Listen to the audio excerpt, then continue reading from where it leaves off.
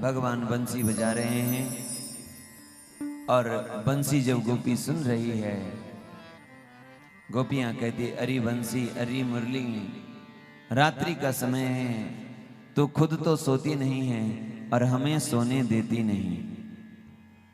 रंधन कर इत ईंधन में रसई सरसाए, उठई धूम किछु सीज पड़े ना, चख जलऊं मड़ाए।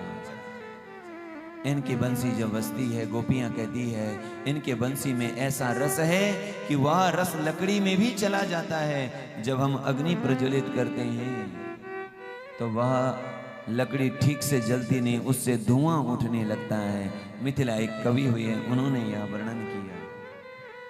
गोपी कहती है ब्रज जीवन ओठन की तकिया, नित मंगल मोद मनावती है। शीतल मंद सुगंध भरी, अलकावली पवन ढुरावती है। पद चापत श्याम दो कर सो, तब हूँ मन मोद न पावती है। इतनो सुख पाई अरी मुरली, अजहूँ तो है नींद न आवती है। अजहूँ तो है नींद न आवती है। गोपियां कहती है अरे मुरली, तुम्हें कितना सुख मिला है। ब्रज जीवन ओठन की तो तुमको तकिया लगी है। भगवान अपने अधरों पर पधराए हैं ना, तो बंसी को भगवान के ओठों की तकिया लगी है। और यदि गर्मी का समय हो तो भगवान की जो अलकावली है, केश राशि है, वो मानो पंखा दे रही है। और फिर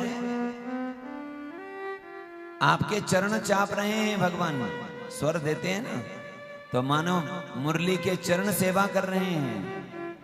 इतनो सुख पाई अरी मुरली, तुम्हें इतना सुख मिला है, तब भी तुम अब तक सोई नहीं। तुम खुद सोती हो नहीं, हमें तुम सोने देती नहीं। आहा,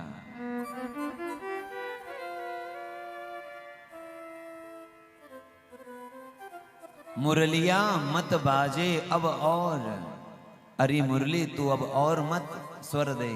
मुरलिया मत बाजे अब और, हरियों सील कुल मान, करी बदनाम मोह सब ठोर। हमारा सील हमारा मान सब कुछ तुमने हरण कर लिया है,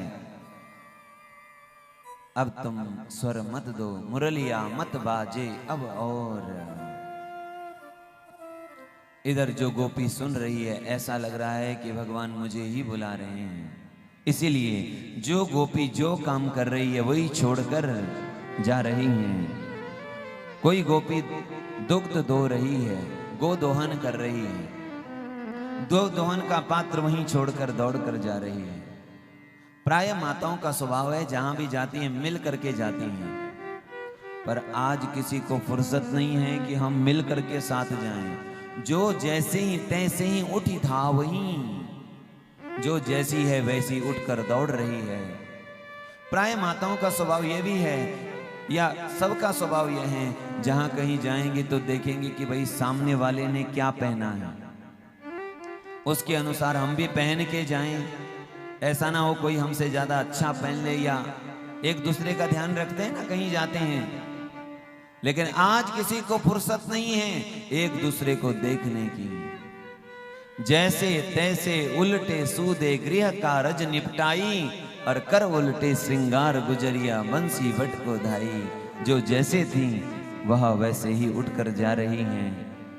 कोई दो गो दोहन कर चुकी थी, फिर भी गो दोहन का पात्र छोड़कर चली गई। कोई गोपी सेवा कर रही है, अपने पति की सेवा कर रही है। कोई गोपी बच्चों को दूध पिला रही है। कोई बच्ची ससुर को साग देने के लिए जाने वाली थी, लेकिन गो को साग ससुर को भूसा, ऐसी मति बौराई। खीर में नमक डाल दिया, दाल में शक्कर डाल दी, खीर में नौन, दाल में शक्कर, मक्खन में मिर्चाई, गौ को साग ससुर को भूसा, ऐसी मति बौराई।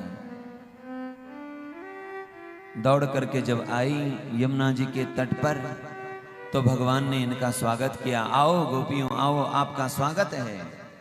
बोलिए वृंदावन हरिलाल के जय। स्वागत किया, गोपियों आइए आपका स्वागत है। और भगवान जिन गोपियों को कह रहे हैं महाभागा, हे महाभागा गोपियों आप लोग आइए आपका स्वागत है। पर आप लोग ये तो बताओ आप लोग आई क्यों हैं? जैसे आपको कोई चिट्ठी दे और आप उनके घर तक पहुंचे और बोले महाराज कैसे आने हुआ। भगवान ने बंसी बजाकर बुलाया और भगवान ही पूछ रहे हैं आप लोग आए क्यों हैं, क्या कारण है, क्या ब्रज में कोई संकट पड़ गया है इसीलिए आप लोग आई हैं। ब्रजस्यानामयम कच्चीन तोड़ी, इसलिए आप लोग आई हैं। रात्रि के समय ऐसे वन में घूमना नहीं चाहिए, क्योंकि वन में अनेक हिंसक जानवर भी रहते हैं। इसलिए आप लोग वापस चली जाएं। देखो तुमको तुम्हारे बच्चे तुम्हारे लिए रो रहे होंगे, तुम्हारे पति तुमको खोज रहे होंगे, तुम्हारे माता पिता तुमको खोज रहे होंगे। जाओ गोपियों वापस चली जाओ, प्रतियात वापस चली जाओ। यदि आप लोग ये कहें कि हम तो आपसे प्रेम करती हैं इसीलिए आपके पास आई हैं, तो भगवान कह रहे हैं प्रियंते मई जंतवः, मेरे से तो सब प्रेम करते हैं, सब जंतु सब जीव मेरे से प्यार करते हैं। देखो देवियों, अपने पति की सेवा का त्याग नहीं करना चाहिए, पति कैसा भी क्यों ना हो, कोई अभागा हो, शकल से अच्छा ना हो, धन से अच्छा ना हो, कैसा भी हो, पति स्त्रीभिर्नहातव्यः, पति का त्याग नहीं करना चाहिए। तुम अपने पति का, बच्चों का, परिवार का त्याग करके हमारे पास आई हो, जाओ वापस चली जाओ। मानो हमारे संत कहते हैं भगवान ने एक कथा सुनाई यहां पर गोपियों को कि देवियों, स्त्री के लिए सबसे बड़ा धर्म यदि कोई है तो वह है पति की सेवा। पति की सेवा से बड़ा कोई और दूसरा व्रत नहीं है, धर्म नहीं है। और पतिव्रत धर्म की विशेषता क्या है, महानता क्या है, तो भगवान सुना रहे हैं। जो पतिव्रत धर्म का पालन करती हैं स्त्रियां, उनका जीवन कैसा होता है, इसकी एक कथा सुना रहे हैं भगवान। एक बार एक ब्राह्मणी जो नित्य पतिव्रत धर्म का पालन करती है, अपने पतिव्रत धर्म में स्थिर हैं। एक बार की बात है, वह अपने पति की चरण सेवा कर रही है। पति को नींद आ गई है। उसी समय उस ब्राह्मणी ने, उस पतिव्रता स्त्री ने देखा उसका छोटा सा बालक आग की अग्नि कुंड की ओर जा रहा है।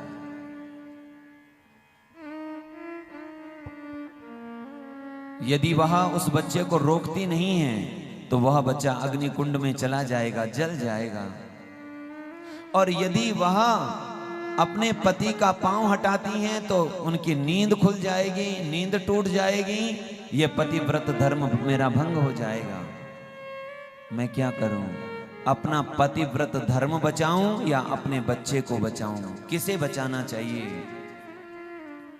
भगवान कहते हैं गोपियों से, उस समय उस ब्राह्मणी ने, उस पतिव्रता स्त्री ने अपना पतिव्रत धर्म बचाया, उसने अपने धर्म को बचाया और उसके धर्म ने उस बच्चे को बचाया। धर्मो रक्षति रक्षिता, हम यदि धर्म की रक्षा करेंगे तो धर्म हमारी रक्षा करेगा। उस स्त्री ने धर्म की रक्षा करी और पतिव्रत धर्म ने उसके बच्चे की रक्षा की। बच्चा अग्नि के पास तो गया पर उसके लिए वह अग्नि शीतल हो गई, उसको जला नहीं पाई। ऐसा प्रभाव है पतिव्रत धर्म का। इसलिए गोपियों, आप लोग भी पतिव्रत धर्म का पालन करो। जाओ, वापस चली जाओ। मेरी भक्ति करनी हो तो घर में करो, घर में कथा सुनो, घर में चर्चा करो, घर में सेवा करो, घर से प्रेम करो। आखिर भगवान ये सब क्यों कह रहे हैं? टीकाकार ने कहा, तावत तासाम भाव परीक्षार्थे। भगवान गोपियों के भाव की परीक्षा कर रहे हैं। भाव की परीक्षा, हाँ, ये भगवान का स्वभाव है। पहले तो भगवान बहुत लंबी प्रतीक्षा है भगवान को पाने की, और जब प्रतीक्षा पूरी होती है तब शुरू होती है परीक्षा। कितनी लंबी प्रतीक्षा? बोले बहुत लंबी। भगवान कहते हैं अने बहुनाम जन्मनाम अंते ज्ञानवान माम प्रपद्यते। नामदेव महाराज कहते हैं बहुत जन्म मैंने भजन किया, जन्मों जन्मी आमी बहु पुण्य केला। मैंने जन्म जन्म इन बहुत पुण्य किया, तब मुझे विठ्ठल की प्राप्ति हुई है। ये रास्ता एक जन्म का नहीं, अनेक जन्म का है। भगवत दर्शन की जो प्रतीक्षा है वो एक जन्म की नहीं है, अनेक जन्म की प्रतीक्षा है। तो पहले तो बहुत लंबी प्रतीक्षा है। कैसी प्रतीक्षा भक्त की है? एक कवि कहते हैं, दिल दिया तेरे एतबार की हद थी, दिल दिया तेरे एतबार की हद थी, पर जान दे दी ये तेरे प्यार की हद थी। जान दी ये तेरे प्यार की हद थी, पर मर गए और खुली रही आंखें ये तेरे इंतजार की हद थी। मर गए और खुली रही आंखें ये तेरे इंतजार की हद थी। मरते समय भी मेरी आंखें खुली इसीलिए थी कि तुम्हारा दर्शन कम से कम मरते दम तो हो जाए। ऐसा इंतजार, और ऐसा इंतजार जब भक्त अनेक जन्म तक करता है तब वह घड़ी आती है कि भगवान सामने होते हैं। प्रतीक्षा पूरी हो गई, जन्म जन्म की प्रतीक्षा पूरी हो गई, अब शुरू हो रही है परीक्षा। हाँ, आप लोग 10 रुपए किलो के आलू खरीदने के लिए बाजार जाते हो तो उसे 10 बार देखते हो कहीं खराब ना हो, सड़ा ना हो, छोटे आलू ना हो, कच्चे आलू ना हो, पके आलू ना हो। 10 रुपए किलो के आलू भी यदि आपको लेने हैं तो आप लोग उसे 10 बार देखते हो, उसकी परीक्षा लेते हो। भगवान वह सुख, वह प्रेम, वह आनंद, वह पद देने वाले हैं जिसके लिए बड़े बड़े योगी भी लालायित रहते हैं। क्या भगवान परीक्षा नहीं लेंगे? भगवान परीक्षा ले रहे हैं। इसीलिए भगवान कह रहे गोपियों को वापस चली जाओ। और गोपियां निराश हो गई, उदास हो गई, उनका संकल्प भग्न हो गया। उदास होकर के गोपियां रोने लगी। उनके पांव के अंगूठे से भूमि को कुरेद रही है, नेत्रों से अश्रु प्रवाहित हो रहे हैं। उनकी आंखों का काजल बह करके कपोलों से होकर के वक्षस्थल की ओर जा रहा है। उदास और निराश होकर गोपियां भूमि को कुरेद रही है, मानो भूदेवी से कह रही है, भूदेवी ये भगवान का स्वभाव इस जन्म का नहीं, इस अवतार का नहीं।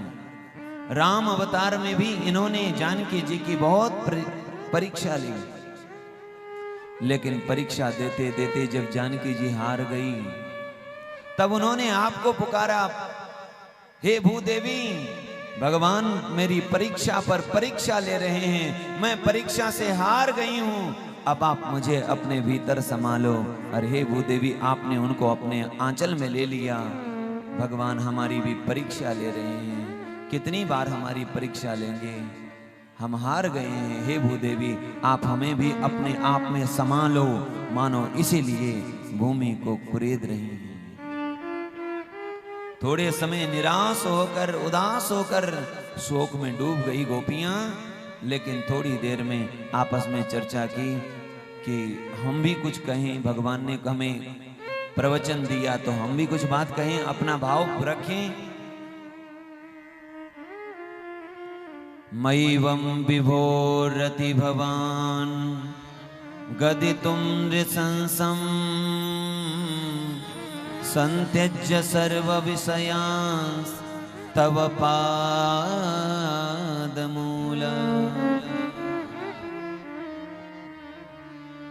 गोपियां कह रही प्रभु मयिवम, आप ऐसा मत कहो, आप ऐसे कठोर वचन मत कहिए, क्योंकि हम सब कुछ छोड़कर हम आपकी शरण में आए हैं। आप हमारा त्याग न करें। आपने कहा पति की सेवा करना स्त्री का धर्म है, आपने कहा पुत्र की सेवा करना, परिवार की सेवा करना स्त्री का धर्म है। तो गोपियां कहती है प्रभु हम आपसे पूछते हैं, क्या आप हमारे पति नहीं हो? क्या आप हमारे बंधु नहीं हो? क्या आप हमारे पुत्र नहीं हो? त्वमेव माता च पिता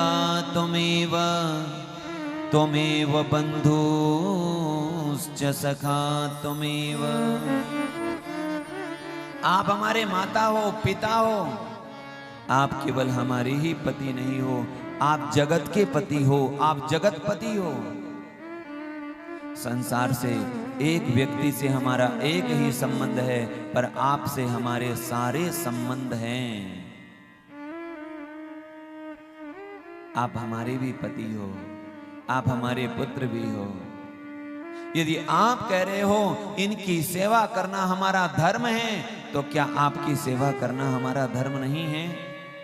यदि आपकी सेवा करना भी हमारा धर्म है, तो आप हमको अपने धर्म से दूर क्यों कर रहे हैं?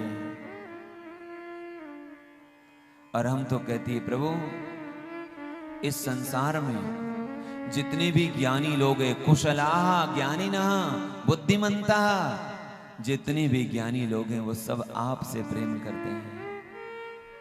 या ये कहें जो सच में ज्ञानी हैं वही आपसे प्रेम कर सकते हैं। कुर्वन्ति हि त्वयि रतिं कुशला स्वात्मन् नित्य प्रिये पतिसुतादि विरार्ति दैक्यम्। गोपियां कह रही है प्रभु जो ज्ञानी लोग हैं वो आपसे प्रेम करते हैं, बुद्धिमान हैं वो आपसे प्रेम करते हैं। जो अज्ञानी हैं वो अपने संसार से प्रेम करते हैं। बोले संसार कैसा है? आर्तिदयी, दुख देने वाले हैं। आप संसार में किसी को भी गिना दो कि यह हमें सुख देता है, कोई हमें सुख नहीं दे सकता। कोई संसार में सदा प्रिय नहीं रहता, पर आप सदा नित्य प्रिय हो। आप सदा प्रिय रहते हो, आज भी प्रिय हो, कल भी प्रिय हैं और कल भी प्रिय रहेंगे। आप कह रहे हैं वापस चली जाओ, वापस चली जाओ। पहली तो बात यह है कि हम वापस जाएं कैसे। दूसरी बात, यदि आप कहें कि मैं आप लोगों को छोड़ करके आऊं, तो प्रभु हम घर जाकर करेंगे क्या? मन तो हमारा आपके पास है। चित्तम सुखेन भवता परितम गृहेषु याम कथम करवाम किम वा। वहां जाकर हम करेंगे भी क्या? गोपियों ने भी एक कथा सुनाई। प्रभु हम एक कथा सुनाना चाहते हैं। एक पतिव्रता स्त्री पति की सेवा को ही जिसने अपना धर्म बनाया है, पातिव्रत धर्म का पालन करती हैं। पति को खिलाने के बाद खाती है, पति को सुलाने के बाद सोती है। ऐसे पतिव्रत धर्म का पालन करने वाली वह पतिव्रता स्त्री, एक बार उसके पति को कहीं बाहर विदेश जाना था। स्त्री ने कहा पतिदेव आप बाहर जा रहे हैं, विदेश जा रहे हैं, और इससे मेरा नियम कैसे चलेगा, मेरा पतिव्रत धर्म कैसे चलेगा? पति ने कहा मुझे तो विदेश जाना जरूरी है, तभी हमारा परिवार चलेगा, मुझे व्यापार के लिए बाहर जाना ही पड़ेगा। लेकिन एक उपाय करते हैं।